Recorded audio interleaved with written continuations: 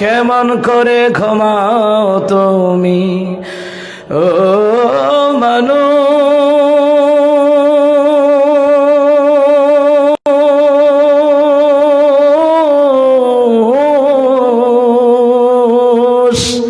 কেমন করে ঘুমাও তুমি, কেমন করে ঘুমাও তুমি ফজর করে কাজা। এমনও তো হতে পারে জোহরে জানাজা তোমার, এমনও তো হতে পারে জোহরে জানাজা। মুসলিম হয় না জন্ম নিলে মুসলমানের ঘরে, কাফের মুমিন তফাৎ হয় সালাতের উপরে। হে মানুষ সালাতের উপরে, মুসলিম হয় না জন্ম নিলে মুসলমানের ঘরে, কাফের মুমিন তফাৎ হয় সালাতের উপরে। হে মুমিন সালাতের উপরে, এই জীবনে নামাজ কবু ও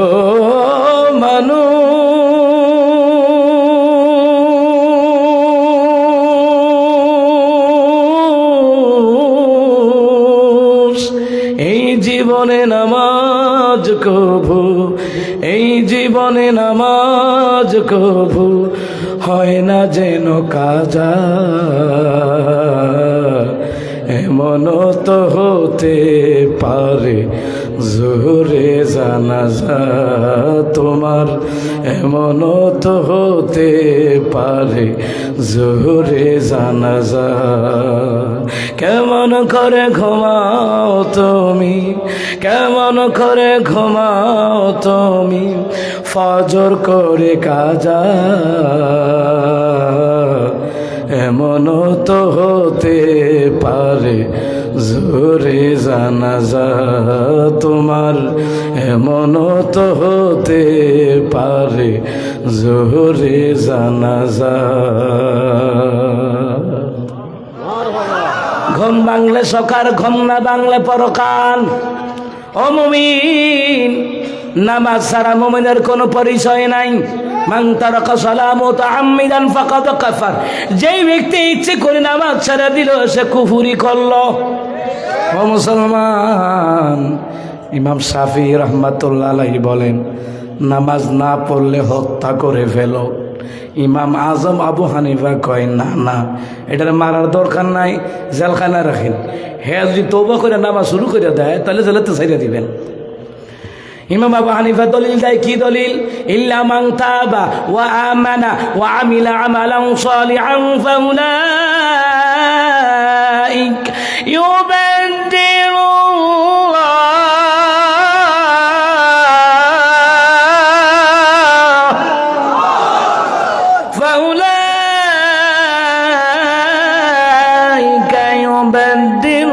ইউবাদদিলুল্লাহু সাইয়্যাতিহিম হাসানাত।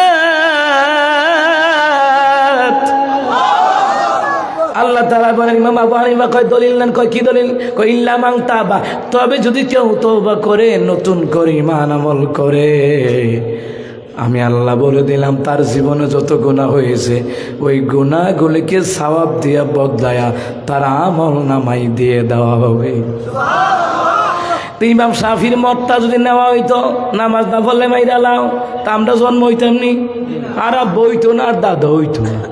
কথা কোন ঠিক কিনা? তো ইমাম আজম আবু হানিফাকে আমরা অনুসরণ করার কারণ, অনুসরণ মানে উনি যেই মতটা নিয়েছেন কোরআন হাদিসের দলিল ভিত্তিতে, আমরা ওই মতটা আমরা গ্রহণযোগ্য হিসেবে এশিয়া মহাদেশে নিয়েছি। কারণ ওনার মাযহাবটা হচ্ছে ফিক, যত কঠিন মাসলা আছে ইমাম আজম আবু হানিফা এটা উম্মতি মুহাম্মদের সামনে সহজ করে উপস্থাপন করেছেন। সুবহানাল্লাহ বলবেন না? যদি ইমাম শাফির মতটা নেওয়া হইতো তো মারিয়া লাইতো, তো মাইরা লাইলে মুসলমানের সংখ্যা কমে যাইত। আর বাবা হইতো না, দাদা হইতো না, দাদার দাদা হইতো না, 14 গোষ্ঠী হইতো না। ইমাম আবু হানিফা কই না মারার দরকার নাই, তওবা করার সুযোগ দেন। আল্লাহ কইছে যতই পাপ করো তওবা করার সুযোগ আছে, তওবা করে যদি ফিরে আইয়া লাই তাহলে তো মাফ করে দিব। তো তুমি আমি মাইরা লাভ কিতে? সুবহানাল্লাহ বলতেন না?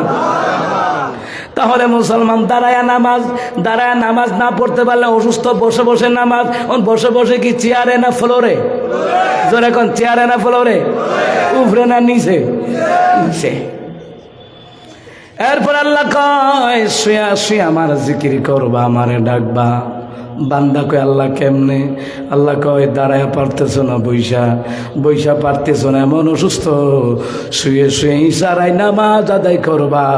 এটার নাম হলো আমি আল্লাহর শুয়ে শুয়ে জিকির। তাহলে জিকিরের তাফসীরে প্রথম বুঝলাম নামাজ। কি কি কি? যার নামাজ নাই তার কিচ্ছু নাই। নামাজ সারা সারা রাত ইয়া হাসান হুসেন হেক্কের হুকুর করবা, কাজ হইতো না। নামাজ ছাড়া কোনো আমল আল্লাহর কাছে গ্রহণযোগ্য হয় না। কারণ হলো ইমানের মূল ফাউন্ডেশন হলো নামাজ, ইমানের মূল ফাউন্ডেশনই হলো নামাজ। মুসলমান এবং কাফেরদের মধ্যে পার্থক্য হলো নামাজ।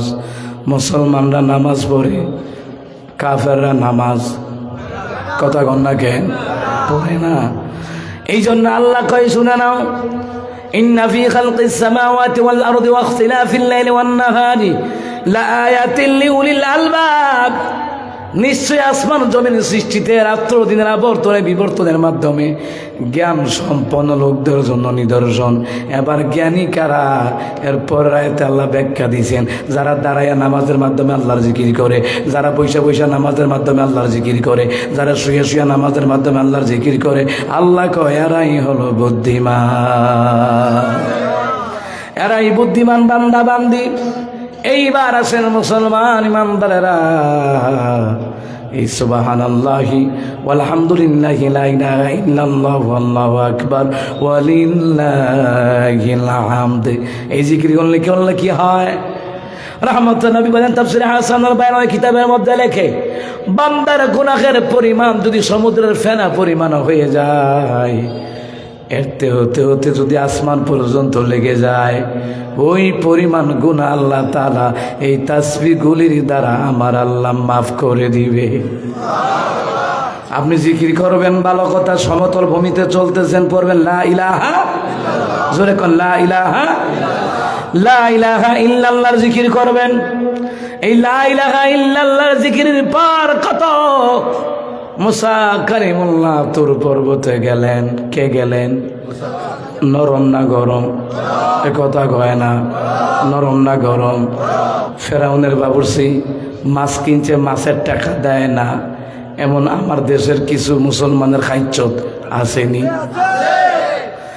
টাকা খুঁজলে আই কি দেশের তো জায়গা নেই কোনো, তুই তো টিয়া টিয়া করিস কা?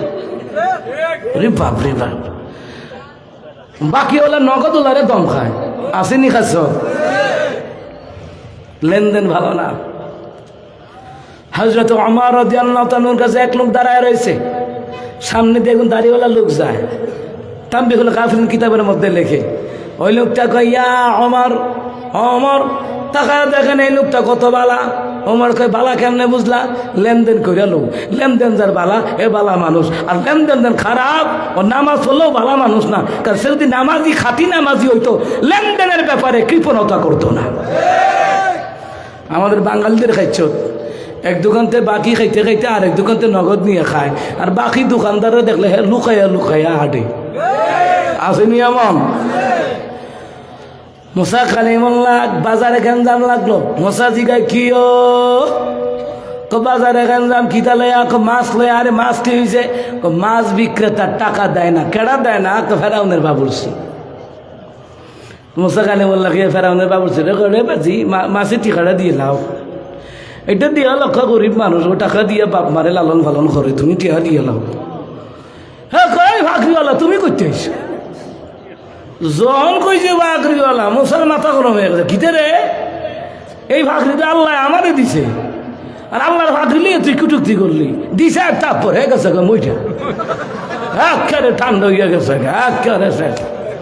যখন মইরা গেছে গা এখন বাজারের লোক কয় মাইরা লাইলে টুফিওয়ালা মাইরা যাইছে টুফিওয়ালা বুঝলেন না আমগো হুজুররা যদি লাঠি লইয়া মিছিলেন আমি ওই জঙ্গির দল নামছে আর এরা যে দেশের টাকা বিদেশে পাচার করে এরা রাজাকার জঙ্গি হয় না এরা যে প্রকাশ্যে দিবালোকে মানুষ খুন করে এরা জঙ্গি হয় না নির্দোষ আলেমদেরকে জঙ্গি বানায় জেলখানায় ঢুকায়া দেয়